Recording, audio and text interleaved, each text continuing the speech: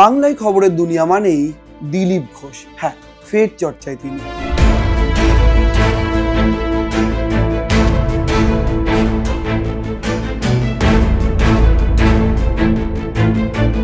দিলীপ ঘোষের দাম আছে, দিলীপ ঘোষের দাম থাকবে, কারণ দিলীপ ঘোষের মধ্যে কোনো ভেজাল নেই।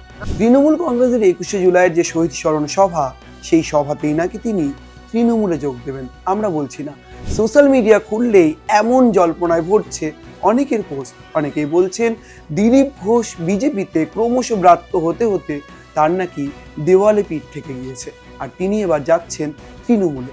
আজকের জল্পনা নয়, দীঘার জগন্নাথ মন্দির থেকে শুরু করে ক্রমশ বাংলার রাজনীতিতে যতবার দিলীপ চর্চায় এসেছেন, ততবারই তার দল পরিবর্তনের জল্পনাও কিন্তু উঠে এসেছে বারবার।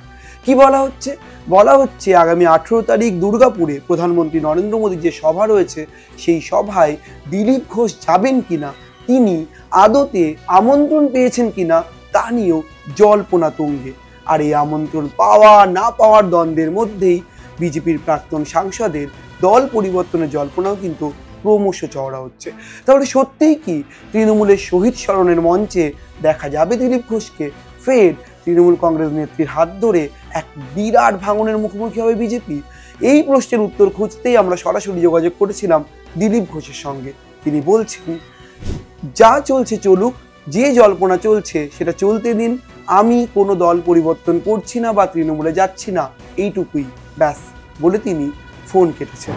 এবং তিনি আবারও স্পষ্ট করে দিয়েছেন, তাকে নিয়ে যতই জল্পনা চলুক না কেন, তিনি কিন্তু বিজেপিতেই আছেন। কিন্তু বলা হয় রাজনীতিতে অনেক কিছুই ঘটে নিরন্তর। কেমন? কেউ আজ রাতে বলেন কাল আমি কোথাও যাব না, তাকেই দেখা গেল ঠিক পরের দিনই টুকটুক করে গিয়ে অন্য দলে নাম লেখাতে। এমন বিভিন্ন উদাহরণ দেখেছি আমরা। কিন্তু দিলীপ ঘোষ অনেকের চেয়ে আলাদা। অনেকেই বলেন রাউডি দিলীপ, ঠোঁটকাটা দিলীপ, স্পষ্টবাদী দিলীপ।